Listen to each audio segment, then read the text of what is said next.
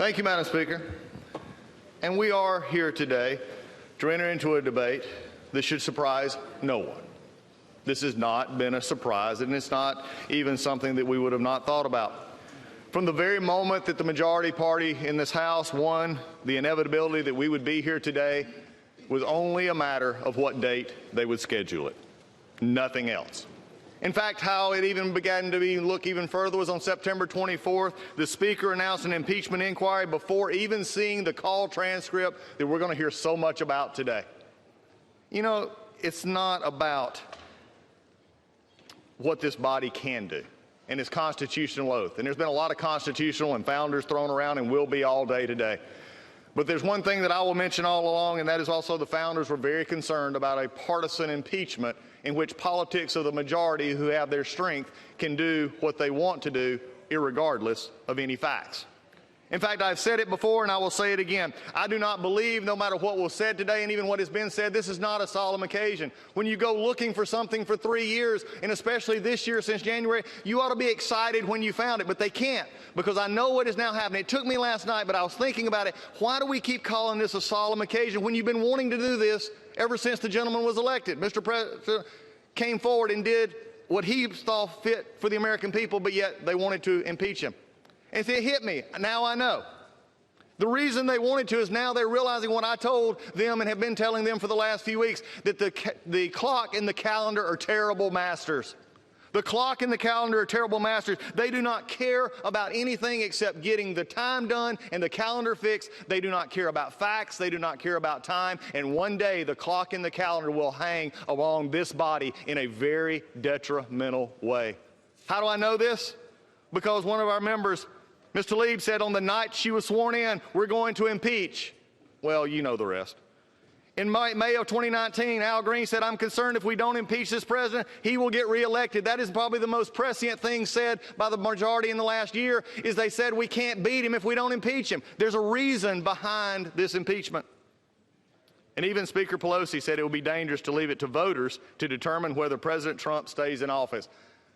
Really? After we just said the Pledge of Allegiance, we go back to the Speaker's own words and said it would be dangerous to leave it to the voters? I will tell you right now, Madam Speaker, we on the Republican side have no problem taking our case to the majority and to the people of this country, because they elected Donald Trump, and it is a matter for the voters, not this House, not in this way, not in the way this is being done. It has trampled everything this House believes in. I said it yesterday, and I believe it to be this true today. I will fight this on process, which has been deplorable, to use a word of the majority. It has been awful.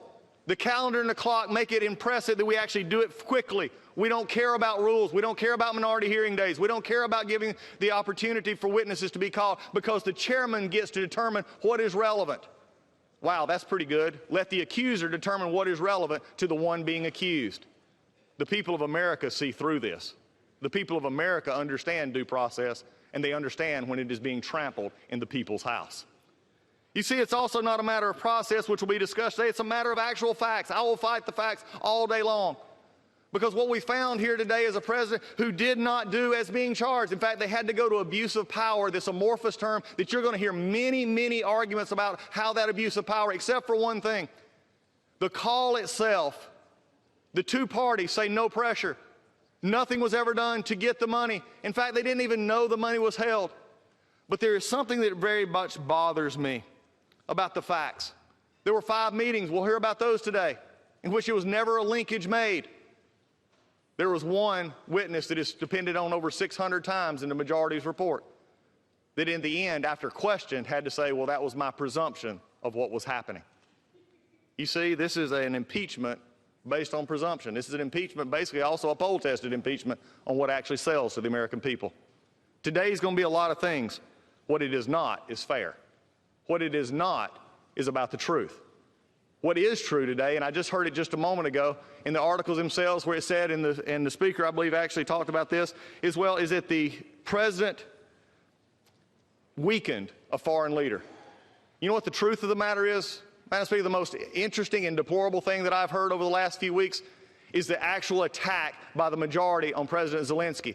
Because they realize their whole crux of their case is that if he was not pressured, their house of cards falls. And by the way, it's already failed.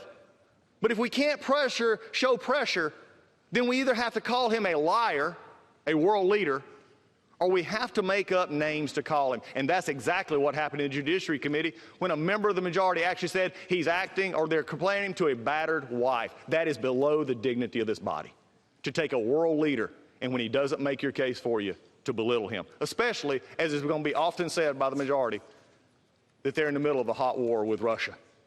You see, President Trump actually did give them offensive weapons. President Trump did nothing wrong. We're going to talk about that all day long today. We went on process and we went on facts. Why? Because the American people will see through this.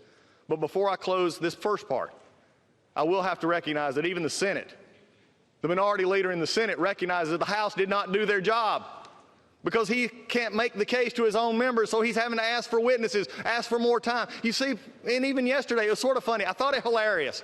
The minority leader in the Senate went out and did a press conference and said, they denied my witnesses. They denied my request. Well, welcome to the club, Mr. Schumer. That's exactly what's happened over here for the last 3 months. Amen. So today, we're going to talk a lot about impeachment. We're going to talk a lot about our president, and we're going to talk about 2 articles of impeachment. Abuse of power, because they can't actually pin anything of factual basis on him. The president did nothing wrong in this issue. And then they're going to talk about obstruction of Congress. You know, obstruction of Congress, as I've said before, is like petulant children saying we didn't get our way when we didn't ask the right way and we didn't actually go after it and try to make a case. You know why, Madam Speaker? The clock and the calendar are terrible masters. And the majority will own that problem today, because to the clock and the calendar, facts don't matter. The promises to the base matter. And today is a promise kept for the majority. Not a surprise, a fact. And with that, I reserve.